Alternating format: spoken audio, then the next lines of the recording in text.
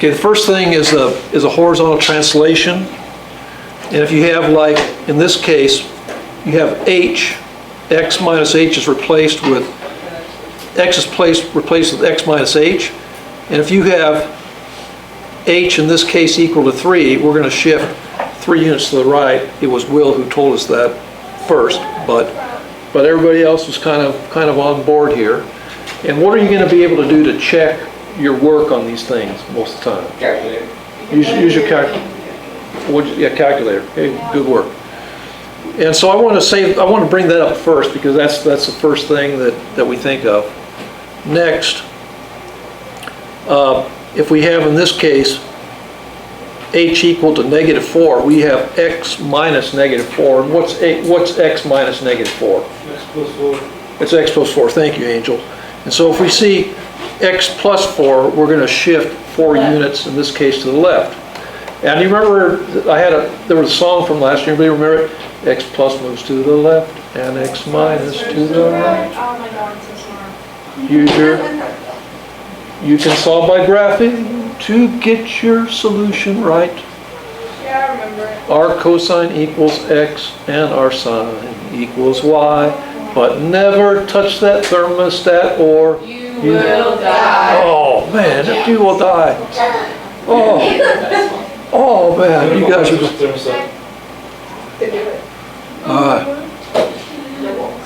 You guys are great, man. This is a great class. Man, you know what? That was worth that thing just for that. Well, you have your color quiz. No, I'm not going to go quite that far yet, but I'm going to go ahead and say, yeah, 10 points off for every wrong answer. Yay. That's a good, because that was like group excellence right there. Yes. Man, it's just like, you just made me feel good. All right. So anyway, here's the vertical translation. We'll shift up and down. And this one, 300, so they get 200. maybe. We'll see what we can do. Okay? We got some ideas. We can be a little creative here, all right? But if we add to this, we're going to shift up or subtract if we shift down. So if we go ahead and make this 1/4 x squared plus 1, we're going to shift up here like this, right? Right. Yep. Okay, Emily, don't let me take back what I just agreed to, okay? I will, don't worry. But I'm watching you. Okay. All right. So anyway, so what else could we call this plus 1? What else could we call this? A what? Vertical translation? It has to do with the vertical translation, but what do we call this number 1 here, sitting here? Rise. Okay. Oh, we can call this K, yeah, K. I wasn't even thinking of that, but K is what you could call it, yeah. But I was thinking of something else. Katie's 100% right. What else could we call it? Y-intercept. A Y-intercept, thank you.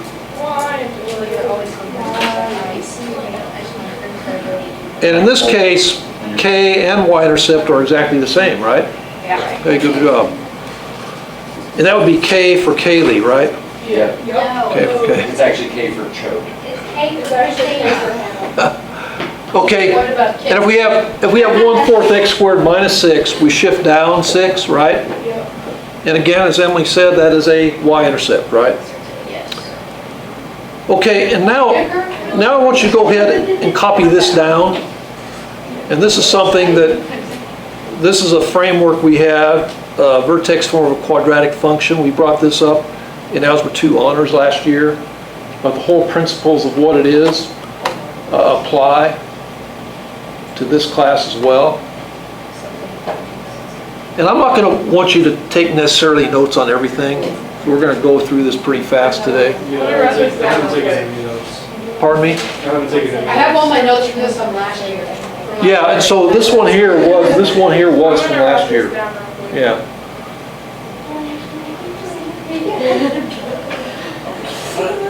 Now we're gonna talk about something more than we talked about last year a little bit. So we're repeating this one.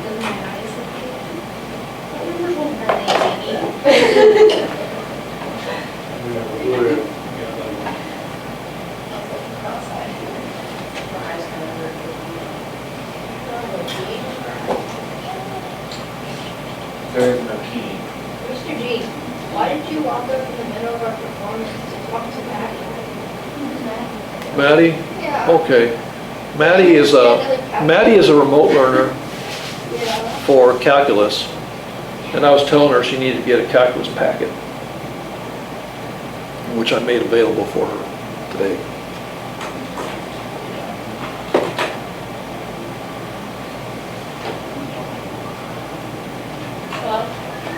And this is it.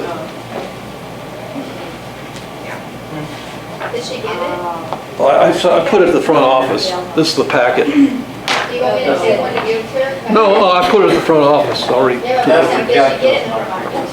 She will. She'll go to the front office and get it. I talked to her and I talked to her mom, so she knows where to get it. Okay. All right. Next. Yeah. Next. Okay. Horizontal reflection. And horizontal reflection is, I'm going to just scroll through pretty fast. I like these. If you take this one right here and make this like a negative x, and make that negative inside parentheses, the thing will just reflect about the y-axis. Okay, that's what we'll do.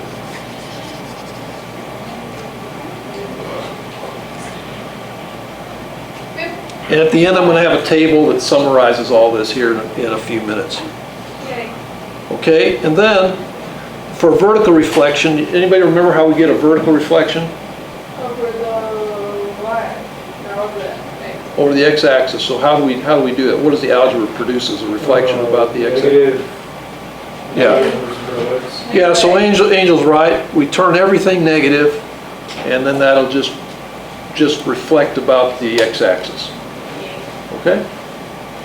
And again, if you have a calculator in hand, especially, this should be no big deal at all. And then we go to, we're going to get to inverse reflections. And this is one we didn't talk about last year in Algebra 2 Honors. But if you take this function here, does this function here have an inverse function? Yes. And yes, Will's right. How can we tell this thing has an inverse function? Because this passes the horizontal line test. And so we can go ahead and solve and do that, right? And if we go ahead and do our steps, 4x plus 16. we're going to have something like,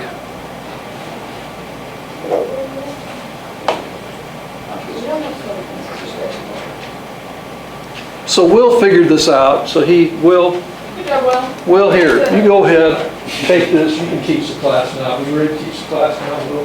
Will, teach, Maybe do tomorrow. it. Maybe Teach. Tomorrow. Tomorrow is A Saturday. tomorrow's a Saturday. That's. So I'll give Saturday, are you kidding me? all right. So, Oh. but what Will did mentally and all that, once you start getting used to inverse functions, you too, like Will, can do the same thing I'm quite asleep. at some point in time. Okay, next, Oh, I never saw a video with cough. horizontal stretch is The A. going ahead, has to do with the A multiplied by 1/2, and then horizontal squeeze or compression multiplied by a bigger number.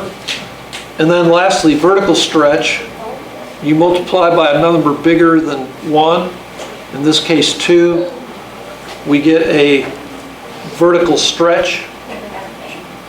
And then if we multiply by a number less than 1, we get a Why are you going so fast? Vertical Stretch. vertical compression. Vertical compression. Okay, the reason I'm doing this, Katie, is I'm really going fast through this. I'm trying to get right to this slide right here. Oh, so you're about to start going slow again? Like we're gonna. Right here. This slide right here. Oh. So- I remember that. Yeah, so you might remember this from last year. Do I need to rewrite that? Yeah, so- Take a picture of it? Yeah. Some people are taking pictures in other classes. Now, one thing we did last year is we forgot this last line. I had you take everything but this last line, but in this class today, with the inverse function, I want you to do that too. You want us to I write it? have it from last year. We'll just say- Yeah, so if you have it from last year, you can extract it from your notebook if that's the case. Got it, Got it? got it. Airdrop it, you know.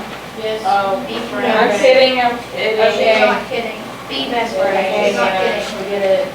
Now, one thing I want to tell you is that these notes, and some of you mentioned having notes from last year. Do you still have our, like, stuff from last year? I have some of them. I saw Emily Fraser's, I had her book, and Mine was in there too. I gave it to her, and she didn't want it anymore, so we threw it away yesterday. Burned. But the rest of them are up here, I think.